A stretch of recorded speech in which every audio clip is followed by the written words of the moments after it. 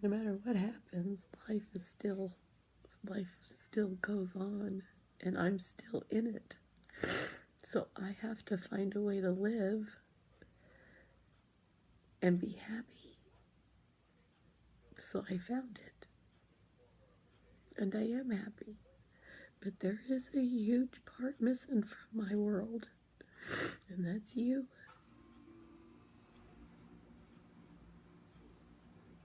And I hate it.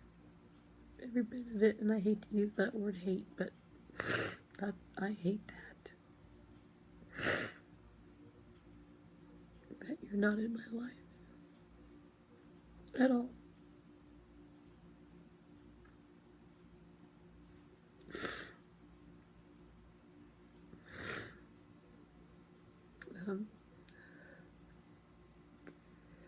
But you are a precious angel.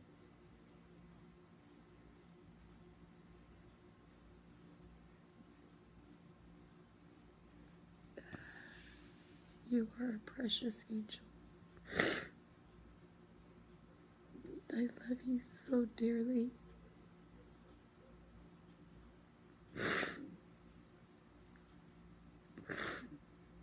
I mean, it just makes it seem. Because I would never take that dream away from you, not once, not one time would I ever take a recording dream away from you. I know how much that would mean to you.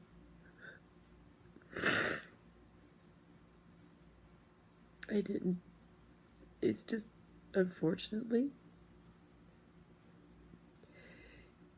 if I wouldn't have been on the phone with Dwayne at that time you sent me that message, he wouldn't have fixed that file and you guys wouldn't have never met. And then he couldn't have done what he did. And I'm not even going to go into that because I don't know I don't know anything. All I know is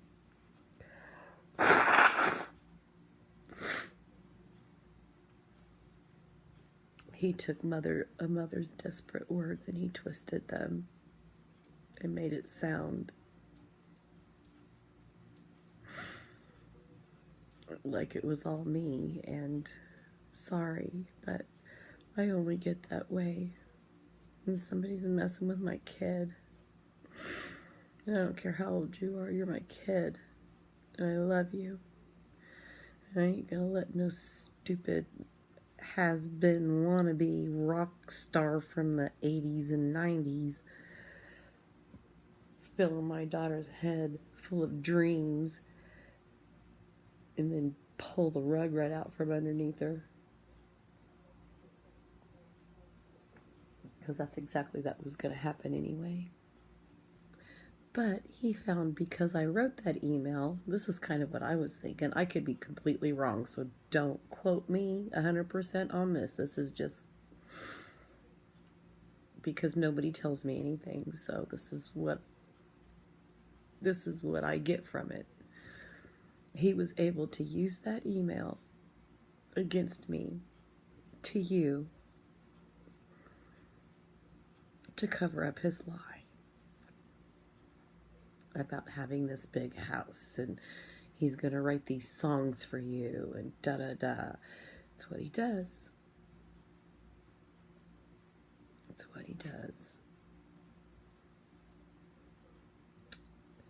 And I even talked to that girl he was working with before he went out to Oklahoma to record that song with you, which was great. You guys did a good job. Man, it's so good. I had to give you some kudos there. But yeah, we didn't talk. We just chatted just for a few minutes, and she confirmed my worst fears. But by then, it was already too late. He had got to you quicker, and I'm the bad guy, and he's not. And nobody should be a bad guy here. We should be able to just say, well, that was a mistake. We won't do that again. And move on from it.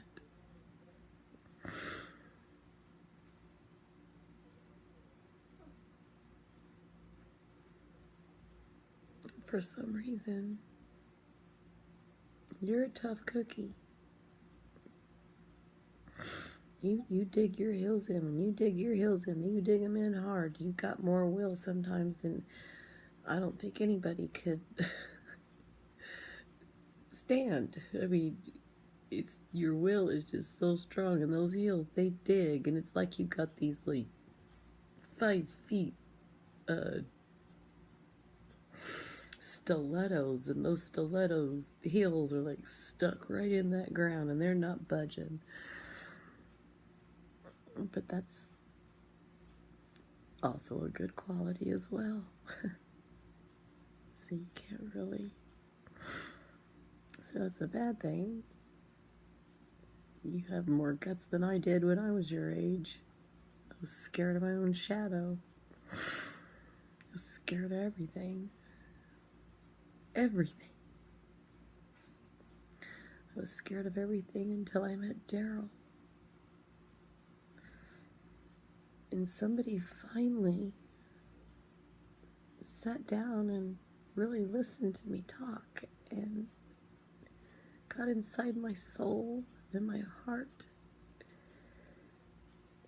and understands me 100%, completely understands me. Go figure, because I know I'm complicated. And he still found me worthy to love. And the whole time we've been together, I've been sick, and he still doesn't complain. He doesn't complain.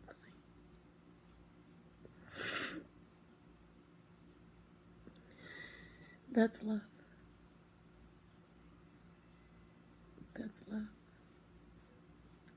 Just like loving you. It's just love. It's just there. Nicole needs it. You gotta do it. It's just how it is. She's gotta go to the ER. Gotta take her. You know, I don't know how many times as you were a baby you were in the ER with colic, and the only place we can get that paregoric stuff to get you to stop the gas on your stomach to stop. The ER was the only place you could get that paregoric. They're the only ones that could administer it to you. And I didn't care as long as it made you feel better. When you cried, I cried. Always. Not because you were making me cry. It was because you were hurting and I couldn't help you, and you couldn't talk, and you couldn't tell me what was bothering you. But then you just grew up and you still didn't talk to me about things.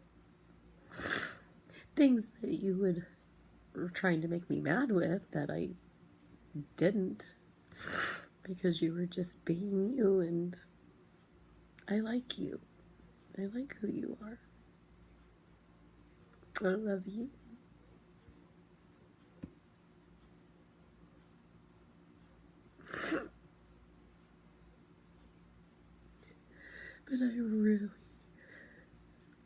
But like I said, I'm not afraid of dying. I'm not afraid of any of this that's going on. I'm not afraid of it. I've already been in this situation once. I'm not going to pass this one, but I'm not afraid of it. I've got one fear. And that is I'll never hear you say, just one more time, just once, I love you, Mom.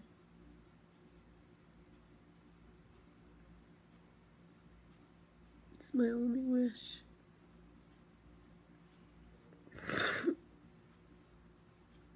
Because I have peace in my heart. My feet are planted firmly in my faith.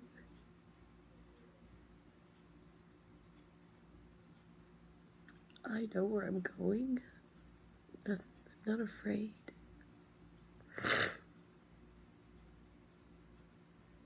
I'm only afraid of you.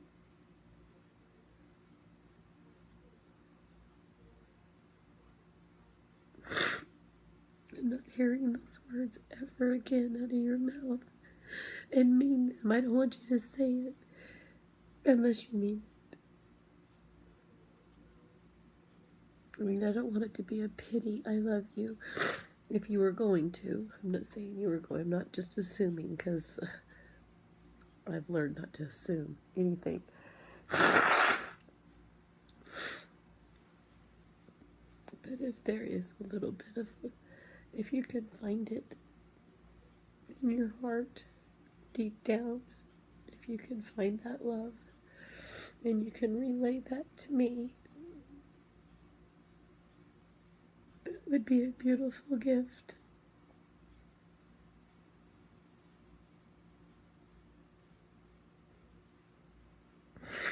I just wish I knew where everything went wrong. I don't know where it went wrong. I would go back and fix it in a heartbeat. In a heartbeat. You're my daughter. And I always tried my very hardest.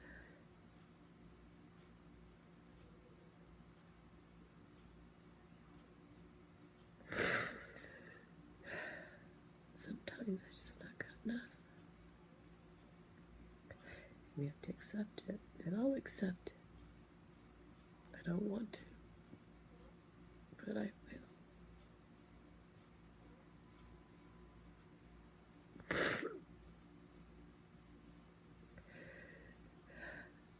But just like I've been given the opportunity to be able to say my sorries to people and say goodbye to people, because not everybody gets this opportunity.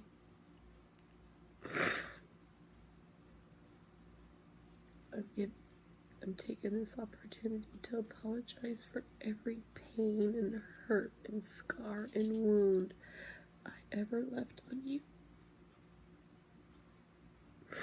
Emotionally, mentally, physically.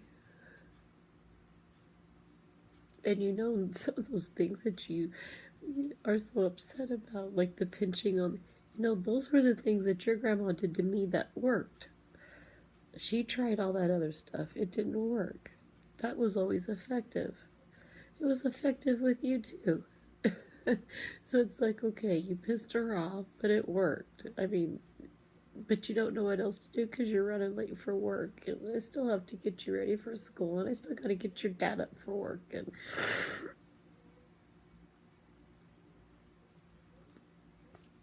it's kind of like you're damned if you do, you're damned if you don't. You're kind of put in that situation, and you just try to make the best of it, and that's all I tried to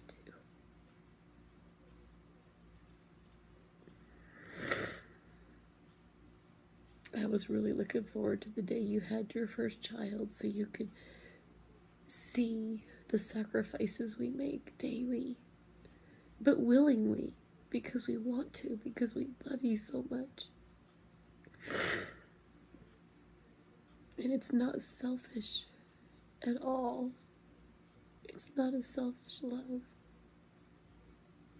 It's simple, and it's pure, and it just is.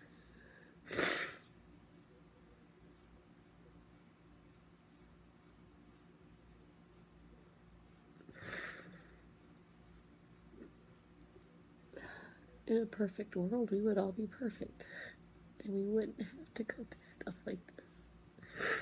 But you and I do not own this kind of situation. There's a lot of moms and daughters that are going through the same thing we are. Maybe a little bit different circumstances, but pretty much the same kind of thing. We don't monopolize this particular area. Thank God. But I feel bad because I don't want anybody to feel like this. I don't want any mom to feel like this, or any child to feel like you felt, or that you do now, and you think that I'm not,